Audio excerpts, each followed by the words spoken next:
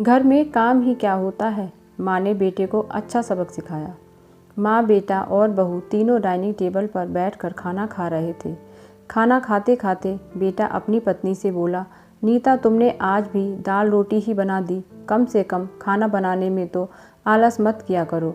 घर में ही तो रहती हो, कुछ अच्छा भी तो बना सकती थी। नीता बोली, बनाने वाली तो मैं आज सूजी का हलवा थी, लेकिन सूजी नहीं आई। मैंने कल ऑर्डर करी थी। कोई बात नहीं, कल बना दूंगी। किचन में कुकर की सीटी सुनाई देती है और खाना खाते खाते नीता किचन में चली जाती है। किचन से वापस आकर डाइनिंग टेबल पर बैठते हुए नीता कहती है कि आलू पकाने के लिए रखे थे, शाम को आलू की टिकिया बनाएंगे। उसकी सासू माँ ने भी यह सुनकर खुश होते हुए कहा। नितिन बीच में बोल पड़ता है, ये अच्छा है, तुम दोनों बहुत मज़े करते हो, अपने अपने पसंद की चीज़ों को बनाकर खाते हो। तभी डोर बेल बजती है। सुनीता फिर से खाने की टेबल से उठकर दरवाज़ा खोलने चली जाती है। दरवाजे पर डिलीवरी बॉय सूजी लेकर आया होता है। पार्सल लेकर नीता फिर से डाइनिंग टेबल पर खाना खाने बैठती है। तब माँ बेटे से कहती है कि तू दरवाज़ा खोल देता, बेचारी को खाना खाते समय भी सुकून नहीं है। बेटा कहता है, सॉरी माँ, मैं उठ नहीं सकता, मुझे ऑफिस जाने के लिए देर हो रही है। नितिन खाना खाकर ऑफिस की तैयारी करने के लिए अपने रूम में चला जाता है। कुछ ही सेकंड बाद वो नीता को आवाज़ लगाता है, नीता, मेरी घड़ी कहाँ है, मिल नहीं रही। नीता खाना खाते खाते ही उसे बताती है कि अलमारी के ड्रॉर में देखो। नितिन कहता है, नहीं मिल रही। नीता फिर एक बार खाने के टेबल से उठकर उसकी तरफ जाने ही वाली होती है कि सासू माँ उसे रोक लेती हैं और पहले खाना खाने के लिए कहती हैं। सासू माँ कहती हैं, बच्चा नहीं है, ढूंढ लेगा वह। थोड़ी देर बाद रूम से नितिन की आवाज़ आती है, मिल गई।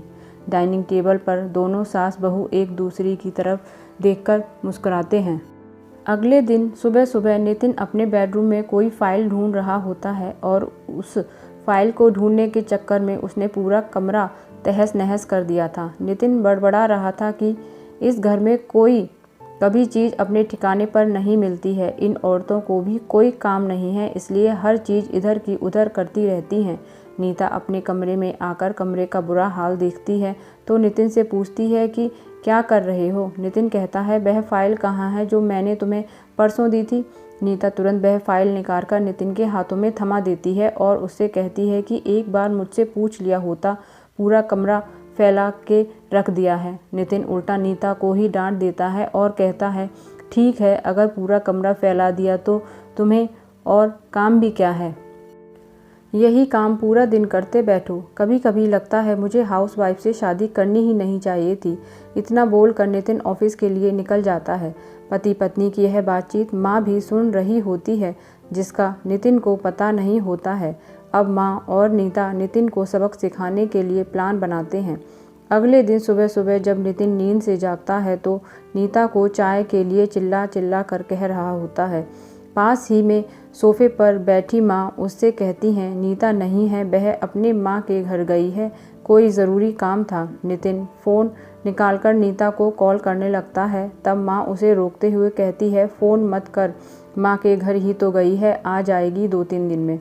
नितिन फ़ोन रख देता है और माँ से कह रहा होता है कि माँ चाय। तभी माँ बोल पड़ती है, हाँ हाँ, 2 कप बनाना, मैं भी पीऊँगी। बेमन से नितिन किचन की तरफ जाने लगता है चाय बनाने के लिए।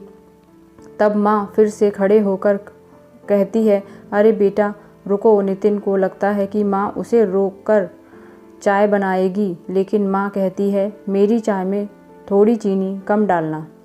नितिन चाय बनाकर लाता है।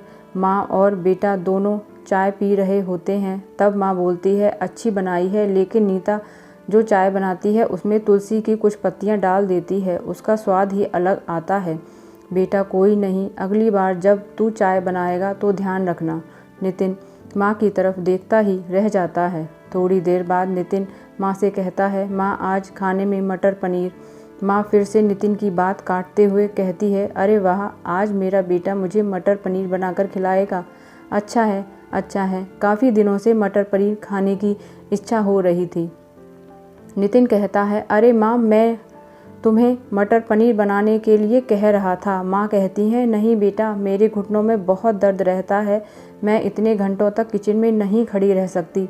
नितिन अपना फ़ोन निकाल कर रेस्टोरेंट से ऑर्डर करने लगता है। तब माँ उसे रोकते हुए कहती है, इस उम्र में मेरा पाचन अच्छा नहीं रहता, मुझे गैस हो जाती है और तुम मुझे बाहर का खाना खिलाना चाहते हो। तू तो अपनी माँ से प्यार ही नहीं करता।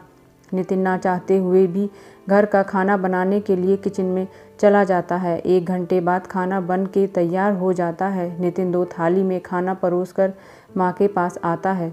माँ देखती है कि नितिन ने दाल रोटी बनाई है। माँ नितिन से कहती है, अरे बेटा, तू तो मटर पनीर बनाने वाला था।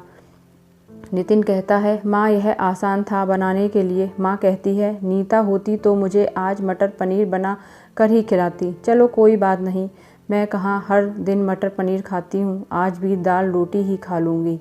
आ बैठ, साथ मिल बैठकर खाना खाते हैं। दोनों बैठकर खाना खाने लगते हैं। नितिन ने पहला निवाला मुंह में रखा ही होता है कि माँ उसे कहती है, अरे बेटा, दाल में नमक थोड़ा कम है, जाकर ज़रा नमक लेकर आ।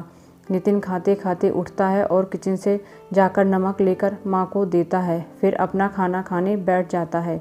बीच में ही माँ खांसने लगती है और नितिन से कहती है, अरे बेटा, खाना गले में अटक गया है, थोड़ा पानी लेकर आ। नितिन फिर से खाना खाते खाते उठता है और पानी लाकर माँ को देता है। इन सब से नितिन के मुंह पर परेशानी साफ देखी जा सकती थी। नितिन को अब महसूस भी हो रहा था कि जैसा बर्ताव वह नीता के साथ करता है उसे कितना बुरा लगता होगा। हालांकि नीता के मुंह पर कभी उसने शिकन नहीं देखी थी। माँ यहीं नहीं रुकती है। खाना खाके हो जाने पर माँ नितिन को थालियाँ धोने के लिए कहती है। फिर माँ अपने बेड पर आराम करने लगती है। तब नितिन को चादर उड़ाने के लिए कहती है। उसके बाद जब नितिन रूम से जा रहा होता है तब उसे रोककर एसी कम करने के लिए कहती है।